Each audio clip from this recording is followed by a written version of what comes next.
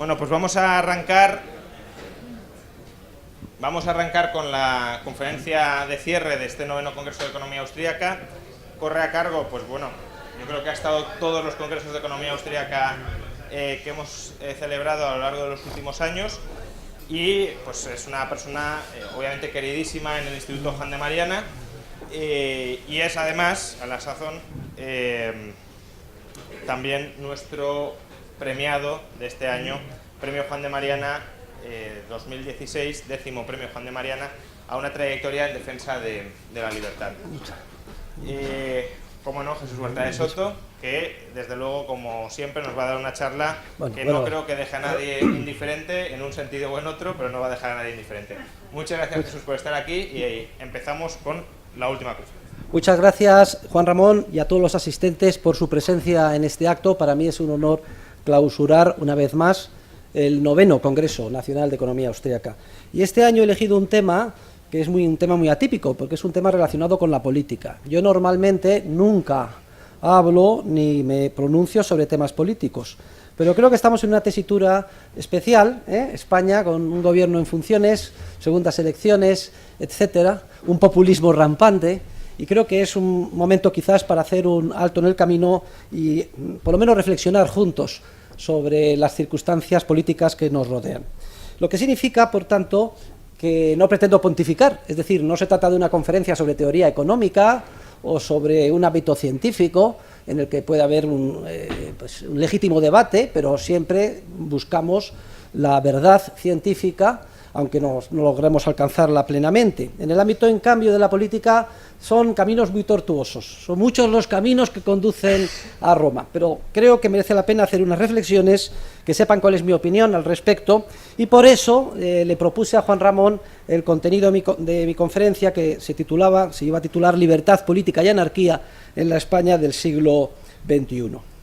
Entonces, el primer punto de partida es que seamos conscientes que la actividad del teórico de la economía y la actividad del político son absolutamente contradictorias, son incompatibles entre sí.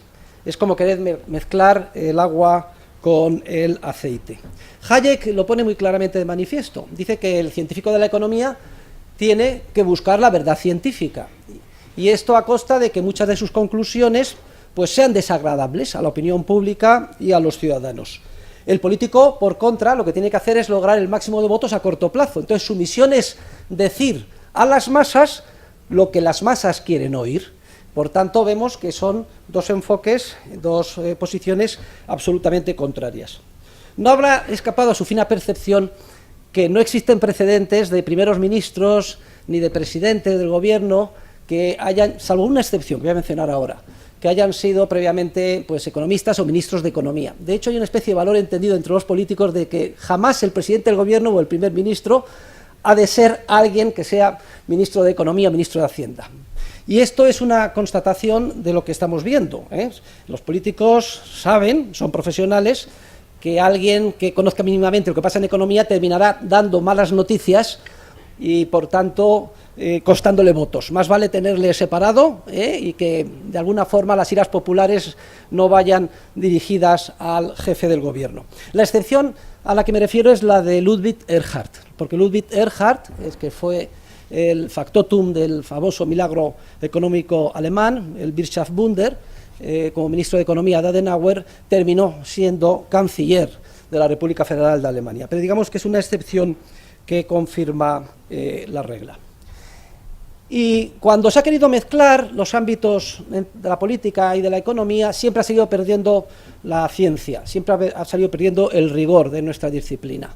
Y esto es algo que estudia con mucho detalle y de manera muy ilustrativa William Hutt, que fue un distinguidísimo miembro de la Montpellier Society y antiguo profesor en Sudáfrica y en Londres, y que tiene un libro que recomiendo a todos ustedes que lean, se titula Políticamente Imposible, está publicado originariamente por el Institute of Economic Affairs en Londres, pero hicimos una edición española hace años ya en Unión Editorial y desde luego deberíamos de volver a reeditarlo.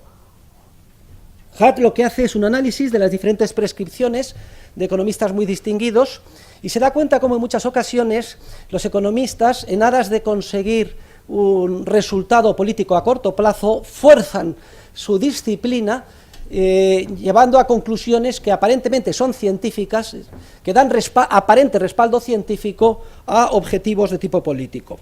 Y además se centra básicamente en las contribuciones de la Escuela de Chicago, que en esto ha sido realmente su influencia muy perniciosa.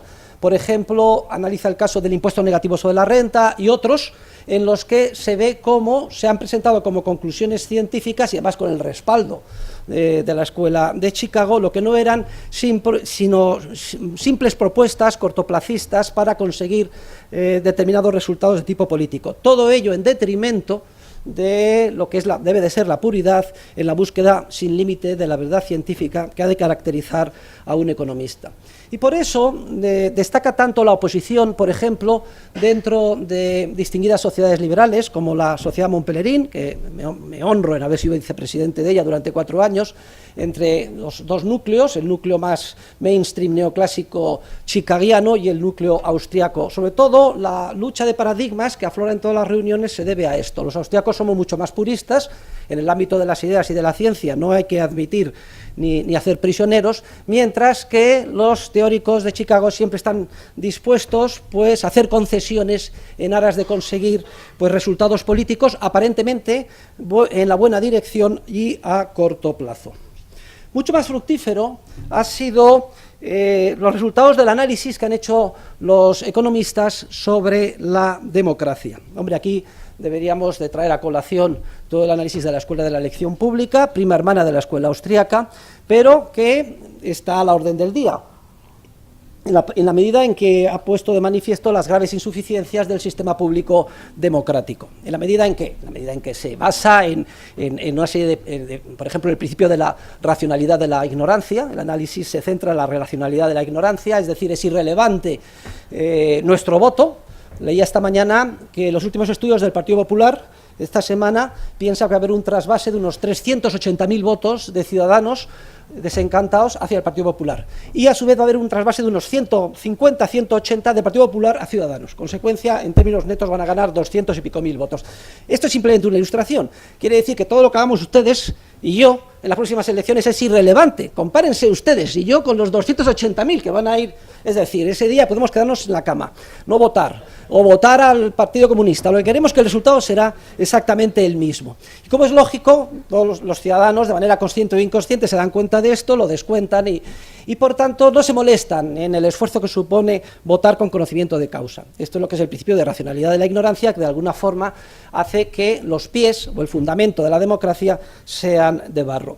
Y este es el segundo punto esencial. En última instancia, el sistema basado en la democracia pues, se deja llevar por los grupos privilegiados de interés. Son aquellos grupos que son capaces de identificar un interés muy próximo y darse cuenta de que pueden influir en el gobierno para lograr esas ventajas a costa de la mayoría silenciosa del resto de ciudadanos, que nadie se molesta, en base al principio de racionalidad de la ignorancia, en defender ni en defenderse. Si a eso añadimos el cortoplacismo, la miopía gubernamental, y además que todo el sistema es un sistema espurio, un sistema corrupto y corruptor. Se basa en la compra de votos, es decir, el político compra votos con dinero ajeno, previamente robado vía impuestos, y además lo compra de una manera muy inteligente, focalizando en los grupos de interés que pueden suponerle un mayor apoyo político en cada momento. Su único objetivo temporal son las próximas elecciones o las elecciones inmediatas, de manera que no se toma ninguna decisión en base al bien común y a largo plazo. Un estadista de verdad que tome decisiones teniendo en cuenta los intereses generales de la nación y a largo plazo es un estadista que tiene asegurado perder las elecciones, no tengan ninguna duda. Y esto es algo que también la Escuela de la Elección Pública puso de manifiesto, junto con otros análisis también muy brillantes sobre los efectos perversos de la burocracia y de todos los flujos e interacciones que hay entre votantes, políticos y burócratas.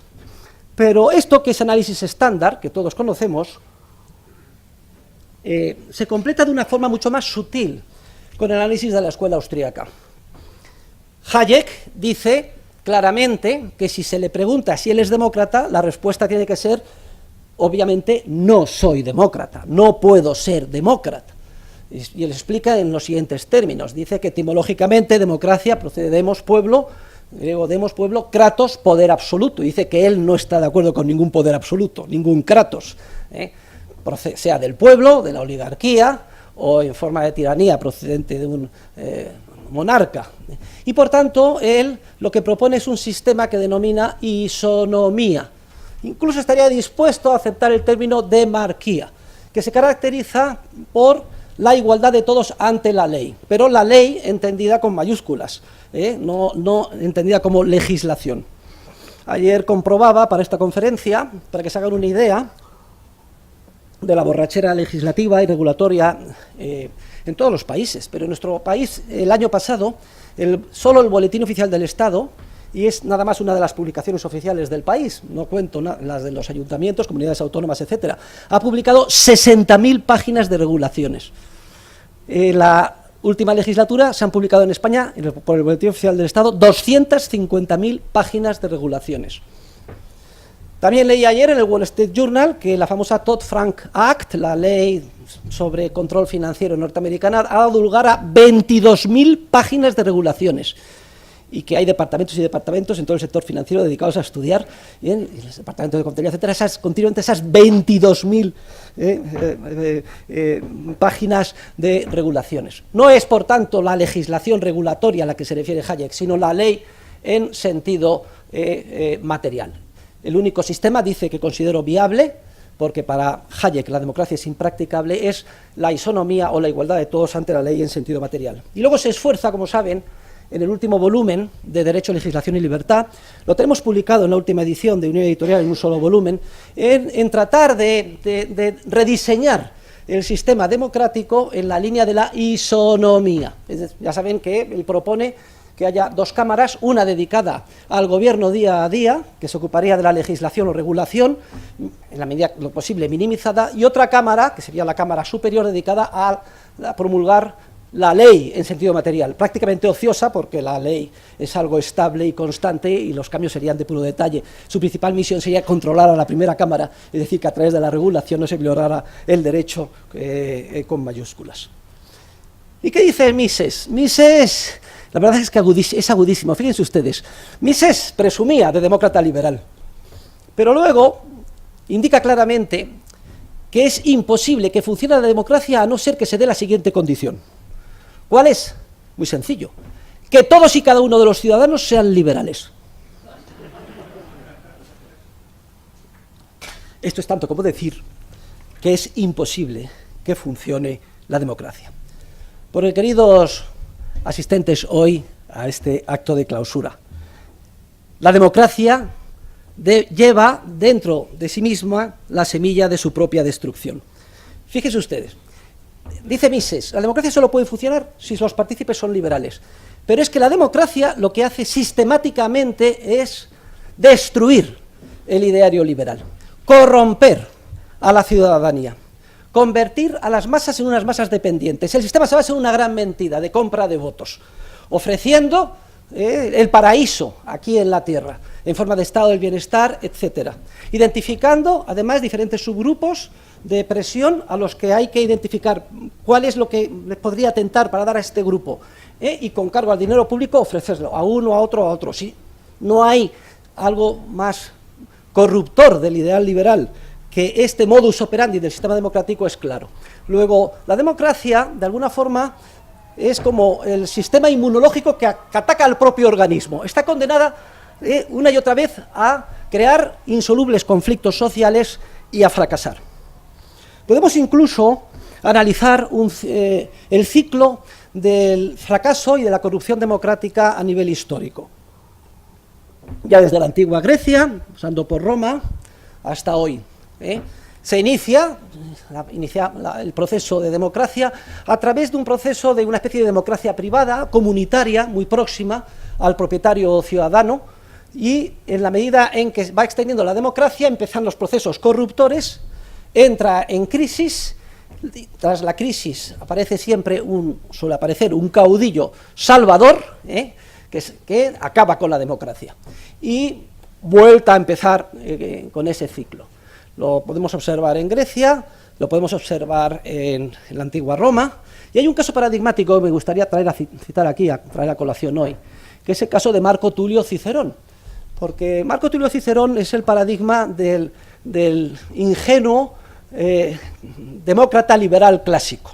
Era un gran creyente, Marco Tulio Cicerón, en la democracia de la antigua República Romana. Pero fíjense, a lo largo de su vida, él es testigo del populismo, populismo atroz de los Marios, de que está a punto de acabar con la democracia tradicional de la República, y que es salvado in extremis por el nombramiento durante 6 meses de un dictador, Sila.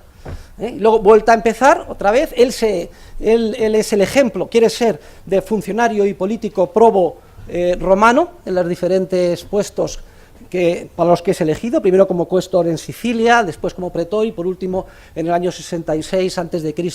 como cónsul, además precisamente luchando contra Catilina. Pero él ve con desesperanza, a pesar de todos sus escritos, pero se ve ahí, él ve con desesperanza cómo se produce, cómo el sistema democrático en el que había puesto todas sus experiencias se destroza a sí mismo.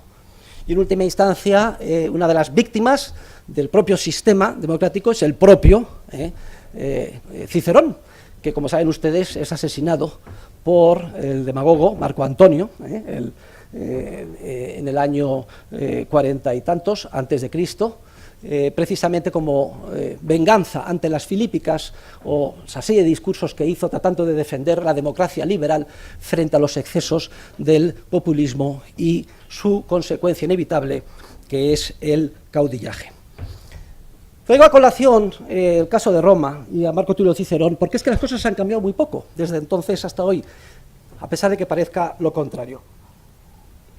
Vamos a pasar a la situación de España hoy en día, sobre todo porque estamos casi en periodo electoral. Ayer veía la televisión con mi señora, a las 3:30, a las 4, reproducen la tertulia de la mañana y me hacía mucha gracia. La verdad es que yo estoy en un momento felicísimo de mi vida. O sea, a mí me produce todo esto que estoy viendo, cómo se pelean, las discusiones, etcétera, los problemas que tienen los gobernantes, me produce un enorme regocijo, porque veo que es una ilustración, una prueba contundente de todo lo que el análisis pone de manifiesto. Pero decían los tertulianos, estaban viendo si tenía alguna validez la promesa de uno de los candidatos, no voy a decir nombres, de que va a reducir los impuestos en todos los tramos 2 puntos. Además lo dice por segunda vez después de haberle incumplido o mentido en las anteriores elecciones, ¿no? Y entonces uno de los tertulianos decía, bueno, no, es que, perdón señores, no le critiquéis, es que estamos en periodo electoral. Y en periodo electoral se sabe que todos mienten. A mí me gustaría hacer una digresión moral sobre la democracia y la mentira. Una sociedad basada en el mal, la democracia y la mentira, es una sociedad condenada a desaparecer o diluirse. Una religión basada en un rey que tenía ganas de echar un polvo y que además se casó 8 veces es un chiste. Pues lo mismo pasa, estoy haciendo una referencia a Enrique VIII, que se me acaba de ocurrir, por cierto, lo mismo pasa con el caso de la democracia. Un sistema que se basa en que todos somos conscientes de que nos engañan, lo sabemos, y además queremos que nos engañen, y nos dejamos engañar en una inmensa borrachera de mentira generalizada. Y luego, además de que vamos a protestar en su caso, y si hace falta, como en Francia, paralizando el país, porque la mentira que yo pensé que tú ibas a decir, que yo sabía que era mentira y que es un engaño, no se cumple, es una sociedad condenada al fracaso, es una sociedad enferma. Y es curioso, porque también leía y escuchaba, en el debate decía que es que además había una gran amenaza hoy en día para la democracia. Decía que el populismo rampante y creciente es una amenaza tremenda para la democracia. Y también me producía cierta sorna y risa esta afirmación. ¿Cómo que el populismo es una amenaza para la democracia? Es que la democracia en sí misma se basa en el populismo. Es que las diferencias...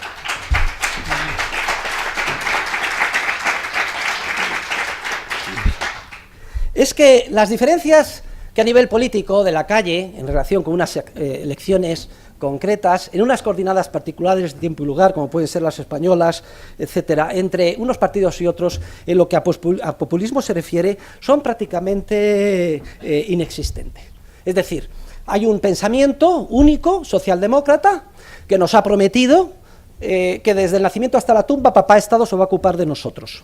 Y se va a ocupar en educación, vivienda, empleo. O sea, la Constitución española dice que tenemos todos los españoles el derecho de trabajar.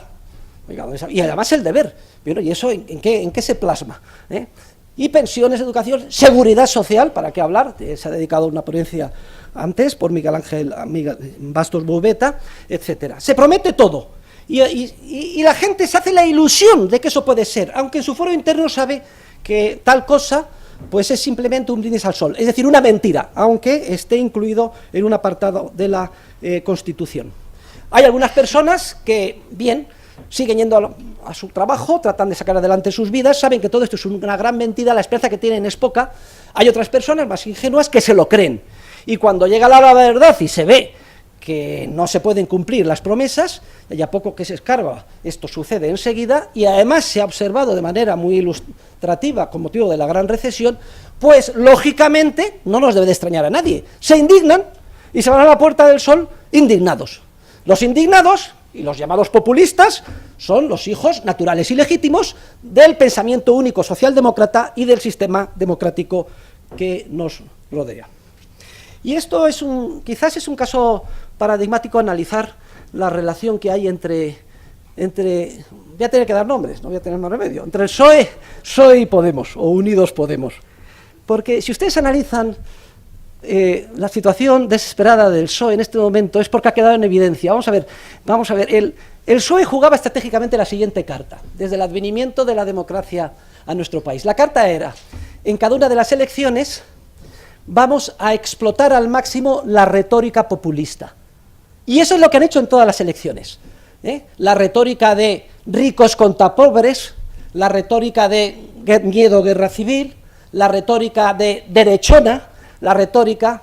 Y entonces España dicen es un país mayoritariamente de izquierdas. No, es que la socialdemocracia tiende, la democracia, a corromper a la mayoría de los ciudadanos. Y esa mayoría es la que entraba al trapo de esa retórica populista que constituía el corazón o la esencia de todas las campañas electorales del PSOE. Luego llegaba la realidad, y la dura realidad es que hacía una política de centro-izquierda, una política más o menos de statu quo. Hombre, de vez en cuando desaparecía alguien debajo de unos sacos de cal, etcétera, pero no lo he dicho yo, lo ha dicho un distinguido miembro del Parlamento, pero bueno, era básicamente una política de centro-izquierda relativamente consensuada, constitucional y constitucionalista, no solo de centro-izquierda, incluso liberal en muchas ocasiones. Es que había una rama ilustrada de liberales dentro del PSOE. Yo he hablado con ellos, he conocido a muchos, empezando por Boyer, los Mafo, etcétera. La verdad es que la hipocresía era rampante. Bueno, vosotros, los demagogos, ganarme las elecciones engañando a la ciudadanía, pero luego dejarme a mí, que soy el tecnócrata liberal, llevar las cosas por el buen camino. Eso era más... Y de hecho, por ejemplo, el único partido político que ha abolido el impuesto de patrimonio en España ha sido el PSOE de Zapatero. Yo bromeando decía en muchas ocasiones en mi familia, añoraremos a Zapatero por liberal, y es exactamente lo que ha terminado sucediendo. Ahora, ¿por qué ahora está con el pie cambiado y está en una situación angustiosa el PSOE? Pues porque ha quedado en evidencia. Es decir, esto se puede engañar a la ciudadanía una vez, otra vez, pero no siempre. Y sobre todo ahora, después de la gran recesión que ha quedado en evidencia, que el estado del bienestar es una mentira y que no se puede financiar, pues hay una parte muy importante de gente que dice, oye, puestos a demagogia y a promesas, preferimos a un señor con coletas, que además es mucho más radical, mucho más inteligente, y además que dice que va a cumplir lo que hace. Y ahí le pilla con el pie cambiado al PSOE. He puesto el ejemplo del PSOE en España, pero ha sucedido lo mismo, por ejemplo, en Grecia, etcétera. En pocas palabras, los llamados populistas hoy en día son los hijos naturales y legítimos de la socialdemocracia. Entendido por socialdemocracia el pensamiento único, socialdemócrata, tanto del Partido Popular como del PSOE. Y esto de que los populistas son los hijos naturales de la democracia es algo que podemos observar en todos los países. Vamos a ir a Venezuela, porque parece ser que es la quinta esencia del populismo. Pero vamos a ver. Populismo venezolano, no tengan ustedes ninguna duda, es hijo legítimo de los años y años de socialdemocracia venezolana, con Carlos, por ejemplo, Carlos Andrés Pérez, que en paz descanse, su partido, me parece que se llamaba Acción Democrática. ¿Saben ustedes cuál era el lema en todas las elecciones? Pueblo y trabajo. Y lo mismo con los otros partidos, incluso COPEI, etcétera, prometiendo un estado del bienestar, además en un estado, en una sociedad mucho más pobre que la española, con un nivel de formación cultural más bajo, si eso es posible, que la española, y al final, ¿qué es lo que ha terminado pasando? Pues viene cualquier caudillo, ya recuerden el ciclo al que me he referido antes, Grecia de Roma, salvador de la patria, que termina de hundir el país, hasta que venga una revolución y se vuelve a reiniciar el ciclo sucesivamente. Y respecto a los llamados populistas de derechas, es cuarto de lo mismo, porque sean en Francia, Le Pen, los populistas de derechas, o el caso más curioso es el caso de Donald Trump en Estados Unidos. En realidad prometen estado de bienestar, prometen protección a los trabajadores. Están temerosos de que vengan bienes del extranjero y prometen pues barreras arancelarias, prometen ir para atrás en lo que se ha avanzado hacia el librecambismo en las últimas décadas, etcétera. Siempre tocando una vena sensible en el proceso de corruptor de compra de votos que caracteriza al sistema. Por cierto, ahora el Partido Libertario en Estados Unidos pues está en la cresta de la ola. El Wall Street Journal de ayer o de hoy le ha dedicado todo un artículo, porque dice, hay millones y millones de americanos que jamás querrán votar a Donald Trump ni jamás querrán votar a Hillary Clinton. La única solución de ellos es votar al candidato libertario, Gary Johnson. Y además hace un resumen del programa, que luego me referiré al Partido Libertario Español. Es un programa liberal clásico, por decirlo de alguna forma. Dice que hay muchísimos americanos que en realidad están identificados con ese programa, que no lo sabían, pero que la gran esperanza es que puedan alcanzar el límite del 15% de votos, que es lo que le daría derecho a poder acceder a la televisión y a los medios masivos de comunicación, etcétera. Porque el propio sistema democrático se ha ocupado de establecer un oligopolio partidista, impidiendo la posibilidad de que haya competencia en la medida de lo posible. Y ya que hemos hablado del PSOE, y aunque no quería referirme a nombres concretos, pues vamos a hacer, ya que estamos aquí, un pequeño repaso de cuál es mi opinión al respecto de los diferentes partidos. Y empecemos por Podemos. Hombre, yo tengo gran simpatía con la indignación. Cuando los indignados se montaron en la Puerta del Sol, fui allí y me quedé admirado, me pareció admirado. Unas casas de campaña, en una decía un bar, unas cervezas. ¿Quiere usted una cerveza, profesor? Una cerveza fría, muy bien, tal. Una guardería infantil, luego una caja donde se subían con un micrófono, un altavoz, dando un discurso cada uno. Póngase usted en la cola, profesor, y puede decir lo que quiera. Yo había dejado mi Bentley de oro para que lo vieran.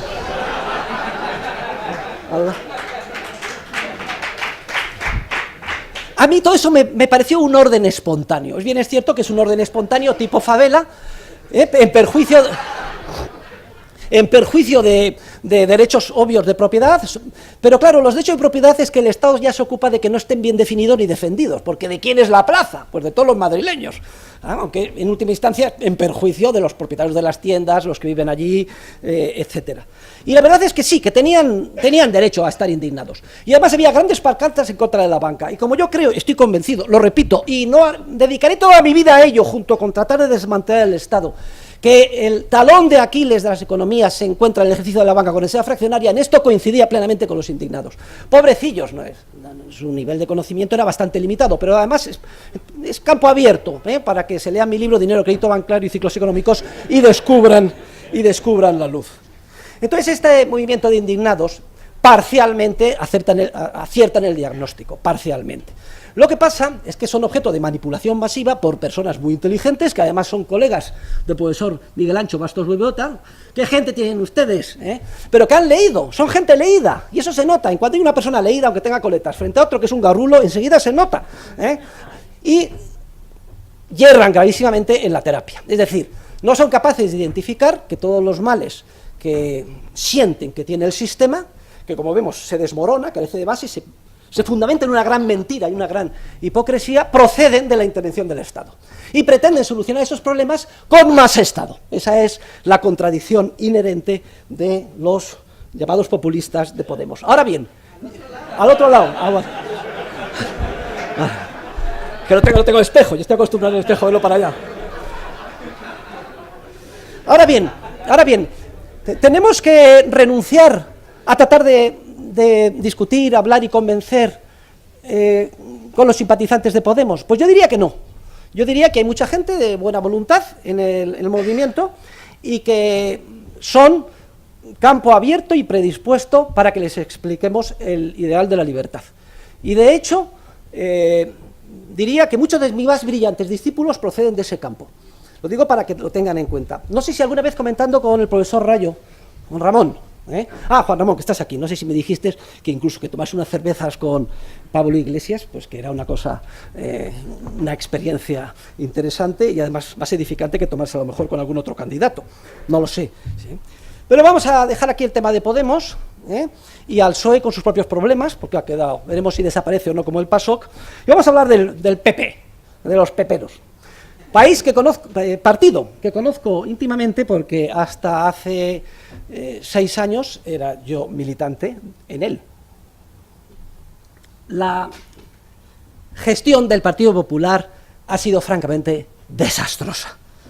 Y no por el tema de la corrupción, ya voy a hacer un comentario de menos importante a más importante, de las causas de ese desastre de menos a más.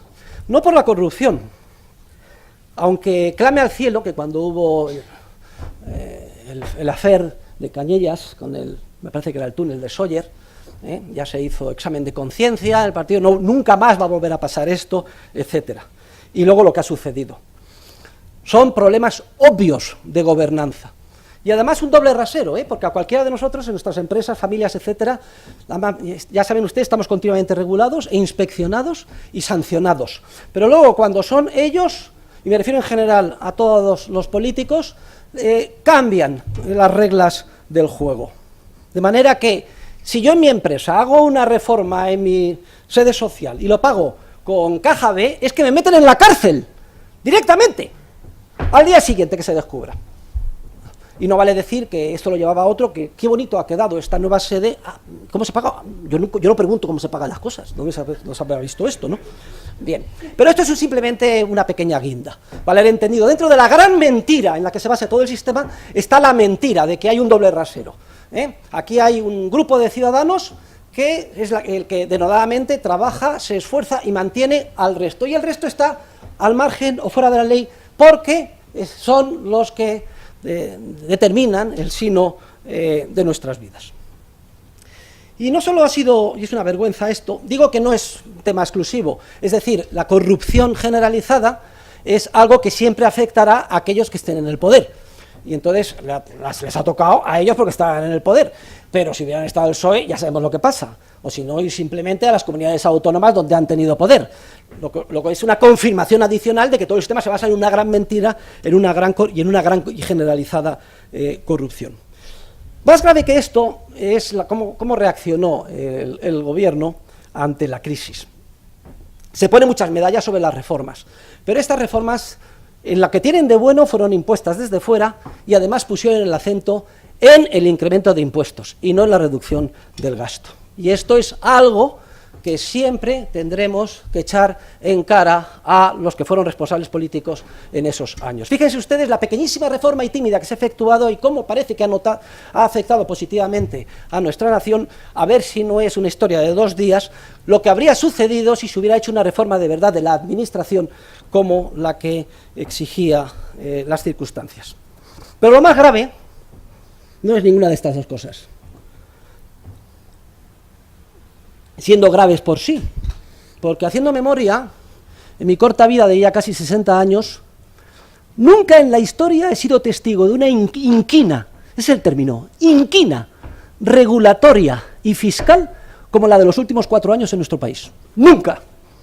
Y he seguido día a día la regulación, etcétera. Tienen ustedes una carta abierta que escribí al ministro, al excelentísimo señor ministro de Hacienda y Administraciones Públicas, la tienen publicada en Procesos de Mercado y en algunas de mis obras, léanla, en la que verán exactamente mi posición y cómo de manera muy amigable les doy mis consejos. Pero es que España siempre se ha puesto del lado más a favor de la coacción sistemática, la intervención y la regulación en Europa. Y en Europa, en todos los consejos, etcétera, siempre hay diferentes, un grupo de países mucho más liberales, los del este de Europa, Inglaterra, salvo en temas financieros, etcétera. España siempre es más papista que el Papa, como la época de la Inquisición. No hay peor enemigo que el de la misma, peor cuña que la de la misma madera. Siempre el más intervencionista. En vez de mandar a nuestros representantes a defender las posiciones relativamente menos intervencionistas o más liberales, España ha hecho lo contrario. La persecución fiscal, ¿para qué hablar? Podríamos hacer una... Pero esto se ve con detalles, son los pequeños detalles los que ponen de manifiesto. Me estoy refiriendo, esa inquina está manifestada en pequeños detalles que no hacían falta en todos los ámbitos de regulación y que solo se han visto por primera vez en España en estos últimos 4 años. Ha sido realmente desastrosa. Pero lo más grave de todo no es nada de esto. Lo más grave de todo es la persecución sistemática que dentro de este partido se ha efectuado a cualquier cosa que oliera mínimamente a liberal. Y fíjense ustedes que voy a defender a los liberales y yo no soy liberal, ya saben que yo soy anarquista.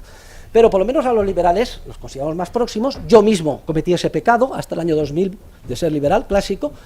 Y cualquier muestra de liberalismo, por lejano que fuera, ha supuesto acabar con una carrera política dentro del partido. El partido se parece mucho más al Partido Conservador de la época de Edward Heath, fíjense ustedes, un partido socialdemócrata puro y duro que estuvo a punto de arruinar, partido socialdemócrata, pero era el Partido Conservador, de arruinar Inglaterra y que fue salvado in extremis por el advenimiento de Margaret Thatcher. Pero lamentablemente en España no hay visos, ya lo ha dicho el presidente del gobierno en funciones, es que yo no tengo sucesor. Claro, ¿cómo va a tener sucesor? Si todos, no hay visos de que aparezca ninguna Margaret Thatcher. ¿Y qué podemos decir de Ciudadanos? Bueno, Ciudadanos es la gran incógnita. Es también pensamiento único, socialdemócrata, buenismo. Eso sí, virgen, porque como no se ha accedido al poder, todavía no ha tenido la oportunidad de corromperse ni de corrompernos. Pero no duden ustedes, se corromperán y nos corromperán, no hay ninguna duda. Porque no es un problema de personas, no es que sean malos, no es que el Goleta sea malo o que sea malo Sánchez o que sea malo Rajoy. Es que el sistema está construido en una gran hipocresía, mentira y corrupción. Es decir, es inevitable que al final terminen envenenando como un virus a nuestra vida y a nuestra sociedad. ¿Y qué podríamos decir del llamado Partido de la Libertad Individual? Rebautizado con un segundo nombre, Partido Libertario de España. Hace unos años, unos discípulos míos me vienen muy ilusionados. Ya sabemos cómo es la gente joven, cómo somos los jóvenes, porque yo me sigo considerando joven. Oiga, tenemos que ir a la acción política, profesor. Vamos a fundar un partido político. Y yo inmediatamente me recorrió un frío por la espalda. Y les dije, no destrocéis vuestra vida dedicándoos a la política. Es lo peor que podéis hacer. Y les hice todas estas consideraciones y muchas más. Pero sin embargo, era gente empecinada, parecida a Paco Capella defendiendo la reserva fraccionaria. Y entonces, Paco, siempre tengo que hacer una referencia para dar salida humorística en mis conferencias a ti. Te tengo como cabeza de turco, pero bueno, te lo agradezco mucho. Pero tu paciencia infinita. Pero siguieron adelante y fundaron el Partido Libertario, el partido entonces llamado de la Libertad Individual. Hombre, la verdad, me hicieron un favor personal enorme, porque claro, por coherencia, mandé una carta hace X años al Partido Popular y dije que me daba de baja como militante. No saben ustedes la reacción que hubo. Un liberal tan distinguido como usted no se puede dar de baja, lo siento. Y además les expliqué la verdad. Es que unos discípulos míos se han empeñado a hacer un partido y entonces, claro, no tengo más remedio que pues, ser militante del Partido de la Libertad Individual, aunque solo sea, pues darles un apoyo moral, porque yo no me dedico a la política y no quiero saber absolutamente nada de ella. Me hicieron muchas presiones, pero no saben lo feliz que soy desde que no soy militante del PP. Es que me he quitado una piedra de encima. Es que yo no sabía que se podía ser tan feliz en la vida. Sobre todo en las elecciones. Por primera vez en la vida no me he visto coaccionado de tener que votar la gran mentira, ni la corrupción. Y es que si leen el programa del Partido de Libertad Individual, es un programa excelente. Es decir, está escrito básicamente siguiendo al dictado mis clases. Es que hay párrafos enteros,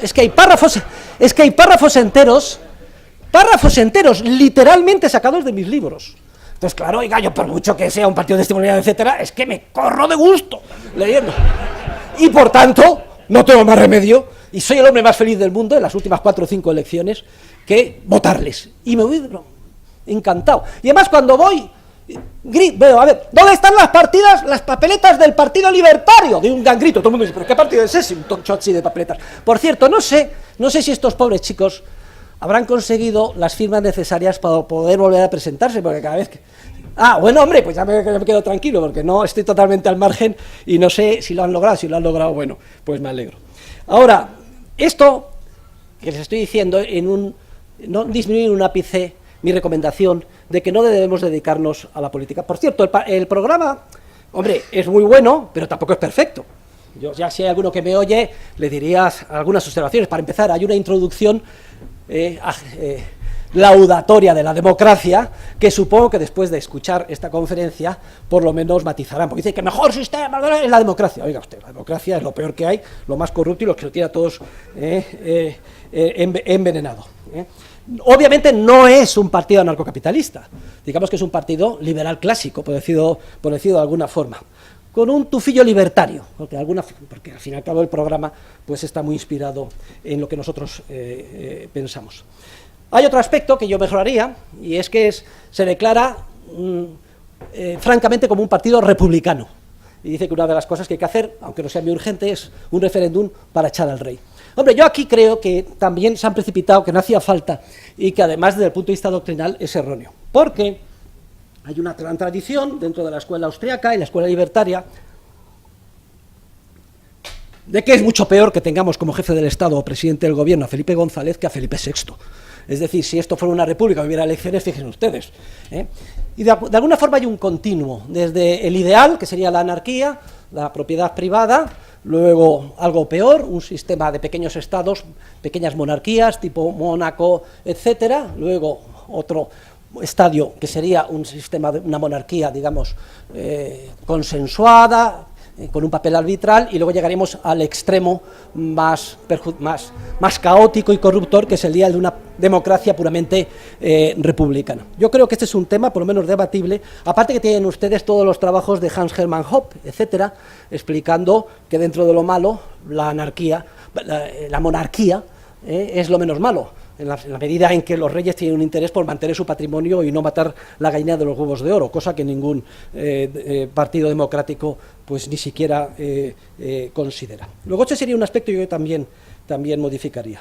Hay algún tufillo anticlerical, varias veces se repite que no somos como esos partidos en los que manda la Iglesia. Hombre, pues puede ser que sí, puede ser que no, a lo mejor está refiriendo a la influencia del Opus en el PP, etcétera, pero excusatio non petita, accusatio manifesta. No hace falta que lo digas tantas veces, aparte que hay un muy distinguido grupo, a lo mejor conjunto, con un solo elemento, constituido por anarquistas católicos, en el que yo me encuentro, claro.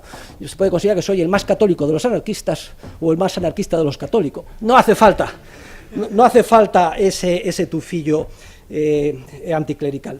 Y por último, bueno, hay algún tema, se meten en algún charco, que tampoco tenía muy claro Rothbard, que estoy discutiendo con él, como el tema de la eutanasia, las garantías en el caso de eutanasia, etcétera.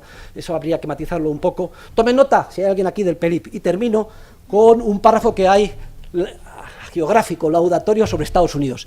Dice que además nosotros siempre estaremos a favor de Estados Unidos porque ha sido el defensor de la libertad. Oiga, un momento.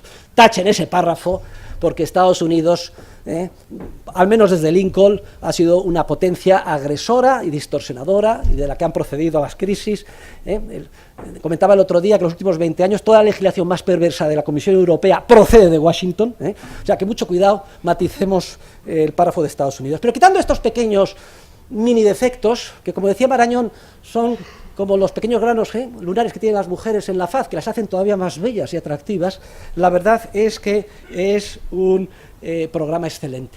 Pero el Partido Libertario tiene un gravísimo riesgo, y es que tenga éxito, y que tenga éxito en el entorno democrático. Ojalá no lo tenga nunca, y siempre sea un partido testimonial.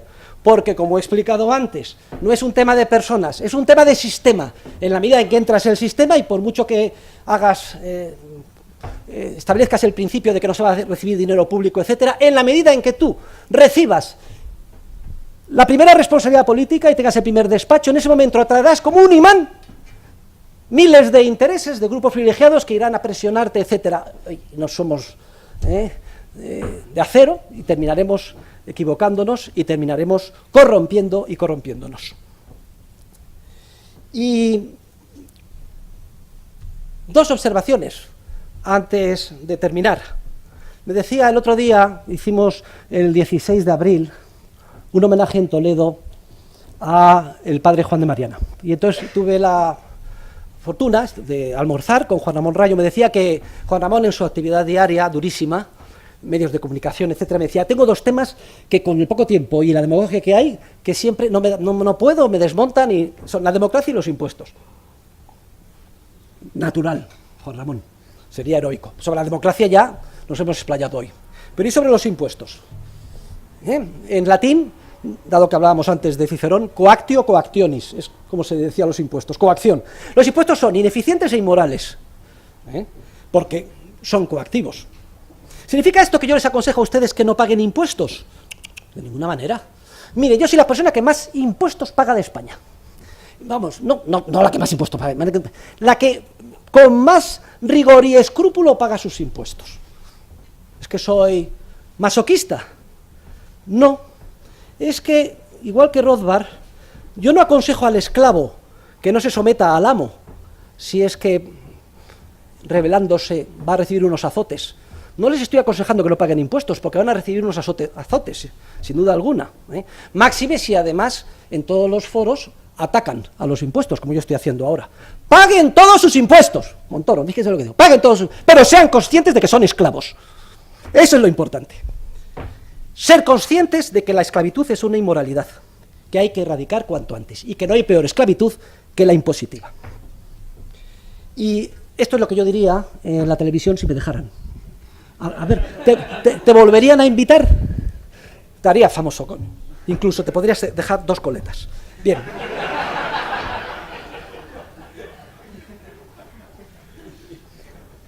Hombre, los teóricos hemos estado pensando, ¿hay alguna manera de encorsetar la democracia y de minorar sus efectos corruptores y perturbadores?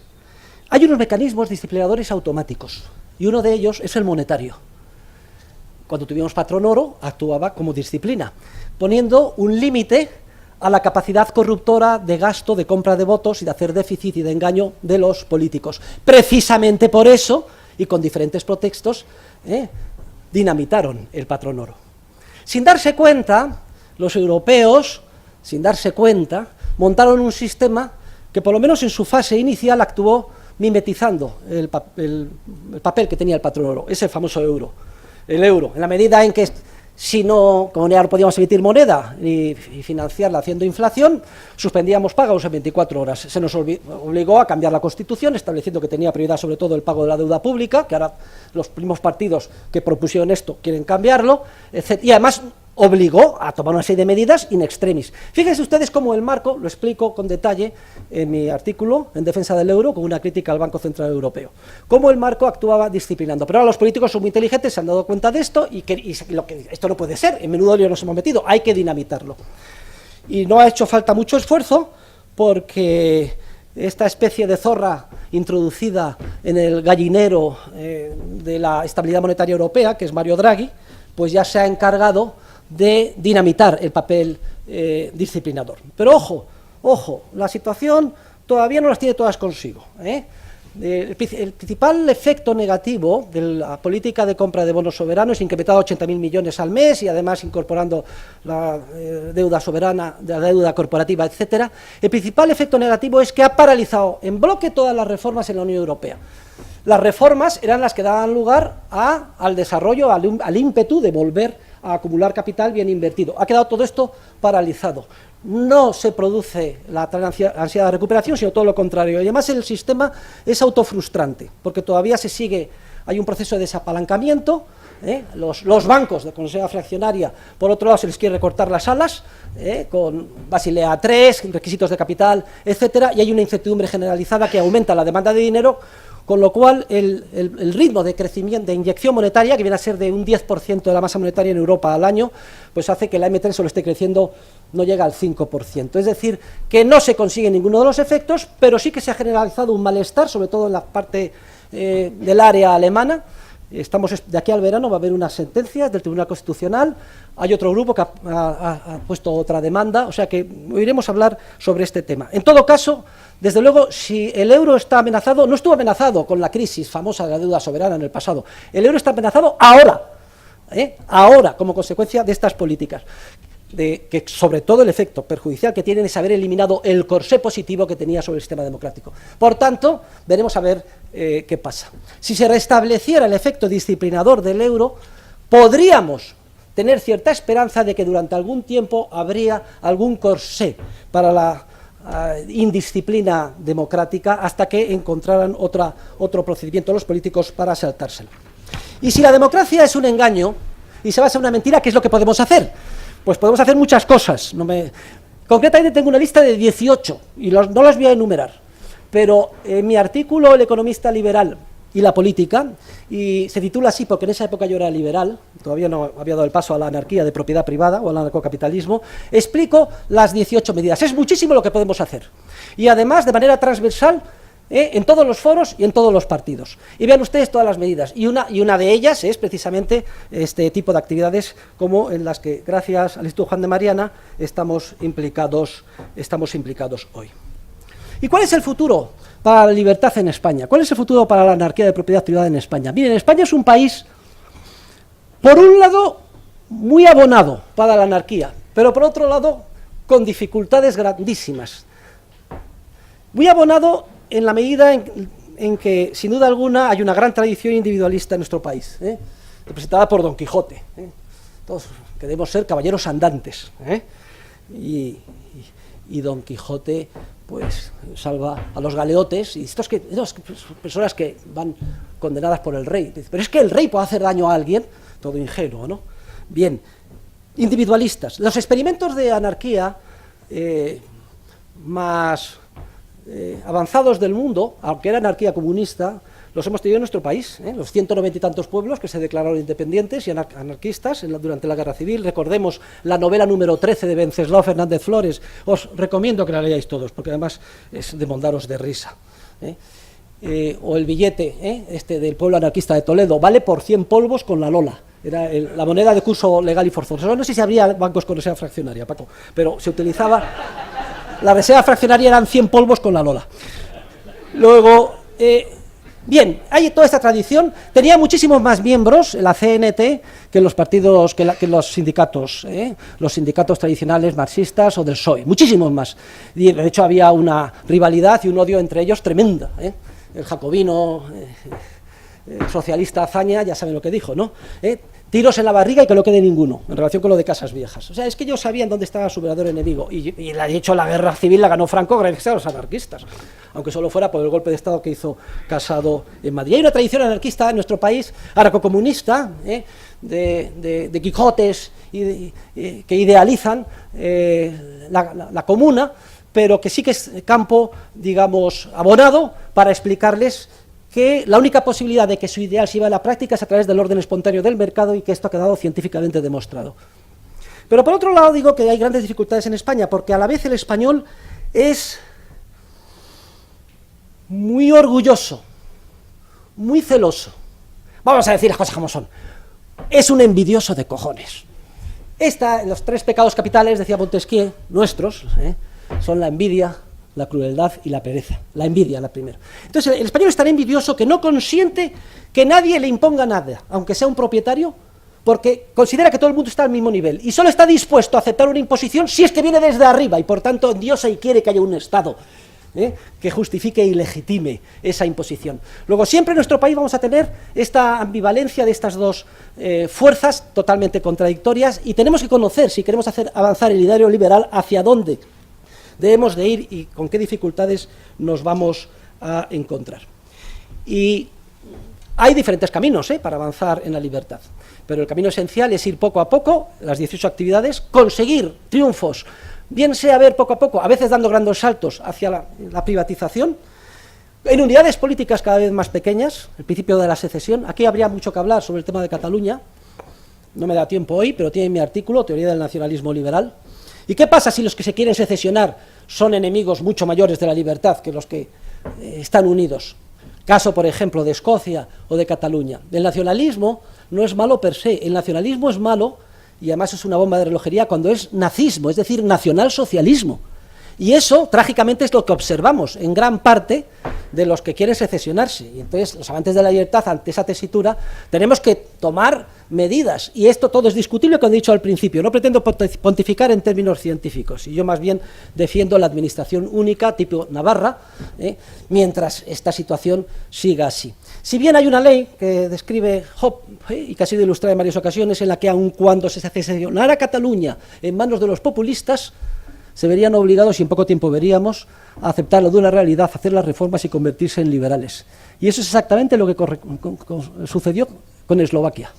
Recuerden, cuando Václav Klaus liberaliza la Checoslovaquia, tiene la rémora de la parte este, Eslovaquia, y al final se harta y dice, bueno, vamos a hacer un referéndum y nos separamos. Liberaliza la República Checa y deja a Eslovaquia como si fuera una Albania, encapsulada. Pero claro, precisamente fue tanto lo que sufrió y lo evidente que se hicieron los efectos de ese aislamiento, que dieron un golpe de timón, hicieron los deberes, entraron a la Unión Europea, fueron incluidos en el euro y hoy son más prósperos que la República Checa. Luego no nos debe de extrañar que incluso para algunos peor de los mundos, de que se separe Cataluña, el País Vasco, etcétera, al final la lógica de los acontecimientos muy posiblemente llevaría en la buena dirección. En todo caso, es mucho lo que podemos y debemos hacer cada día en favor de la libertad, y yo estoy seguro de que si con alegría y entusiasmo seguimos ese camino, sin duda alguna avanzaremos, y no dentro de mucho tiempo, en este siglo posiblemente, veremos la situación actual, el Estado democrático, como una oscura reliquia histórica a la que nadie quiera volver. Muchas gracias.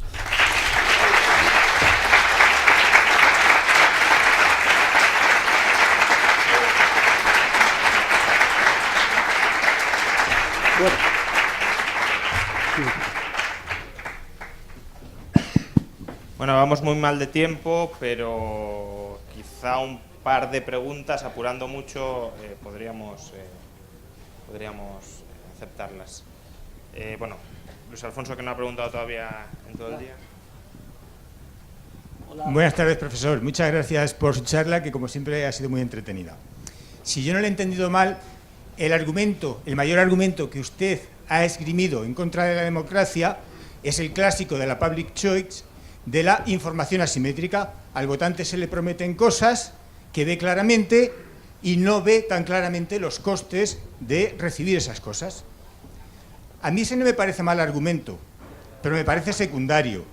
Es más, eso puede ser un argumento para educar mejor a la ciudadanía, para que haya más gasto público y más escuela pública y tengamos una ciudadanía mejor educada.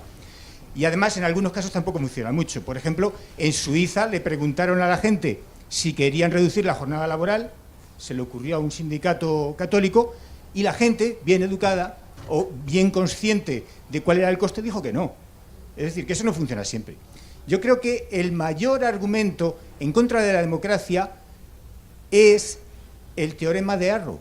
El teorema de Arrow, para los que no han estudiado economía, simplemente dice, y es que usted no lo ha mencionado, simplemente dice que las decisiones colectivas no son consistentes, no les pasa lo que a las decisiones individuales. Si a un individuo le gusta A más que B y B más que C, lógicamente le gustará o preferirá A a C. Es una regla de consistencia mínima que debe de tener cualquier regla de decisión. Eso no lo cumple ni lo podrá cumplir jamás la democracia. Por eso, dependiendo de cómo se pregunten las cosas, los resultados son muy distintos. Bien, oye, te agradezco que hayas sacado a relucir, pero solo bastaba que hubiera mencionado el teorema de Arrow. Yo lo que quería hacer era un repaso muy rápido sobre las contribuciones que han hecho los economistas en relación con la democracia y que son de valor. Pero sin embargo, mi argumento no es el de la public choice, reconociendo su valía, o el de Arrow, la inconsistencia, la imposibilidad de que nos pongamos de acuerdo o que sea distinta la respuesta según las preguntas. Mi argumento ha ido mucho más allá. Lo que ha querido decir es que la democracia es profunda y esencialmente inmoral. Ese es el tema, ese es el mensaje de mi democracia. Si hubiera que poner hoy un titular en la prensa de lo que yo he dicho, es este. Se basa en una hipocresía, en una mentira, en una inmoralidad sistemática en todos los ámbitos. Ese es el principal problema. Precisamente lo que tú has explicado es una de las manifestaciones, suponiendo que fueran decisores perfectos, con conocimiento, etcétera. Pero es que es mucho más allá, es una profunda inmoralidad. Basta con abrir las páginas del periódico cualquier día para darnos cuenta de ello. Pues luego, muchas gracias, Luis Alfonso, por tu observación. Profesor, Sí. me gustaría comentarle, este es mi carnet del PELIP, es del 2013, ¿vale? Soy simpatizante, tengo 17 años y, bueno, estaría triste, pero puedo dormir tranquilo porque no tengo que votar. Pero si tuviera que votar, probablemente tuviera que hacerlo al Partido Popular. Porque si yo estoy en Numancia y quiero ir a Roma, me voy a oponer a los señores que me quieran llevar a América. Eso lo tengo claro. Entonces, cuando cumpla 18 años, quizá yo no pueda dormir tan tranquilo. Yo soy ramireño como usted y he estudiado acá en Nuevas del Castillo, en Historia, y él dijo que la política es el arte de lo posible. ¿Qué piensa usted de eso? Yo pienso que lo que hay que hacer es acabar con la política. Eso es un gran comienzo, es un gran comienzo. Bien, no, vuelvo a decir lo que dije al principio, no pretendo pontificar y cualquier decisión política es respetable, la respeto, no voy a discutir este tema. Lo único que le digo es lo que yo hago, yo estoy encantado y felicísimo no votando al PP. Bueno, por cierto, sí que le voto, porque tengo dos amiguetes que me encuentro todos los días con ellos por la mañana, sobre todo uno, que es Carlos Aragonés, y se presenta por senador al PP. Le voto por ser amigo mío, no por ser del PP. Y le digo, oye, te voto a pesar de ser del PP, porque eres amiguete.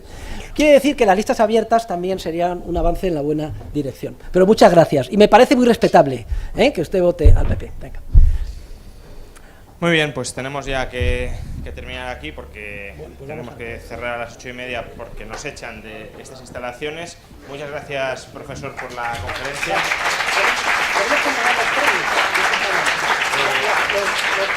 Los diplomas, ¿no? Y los hemos ido entregando.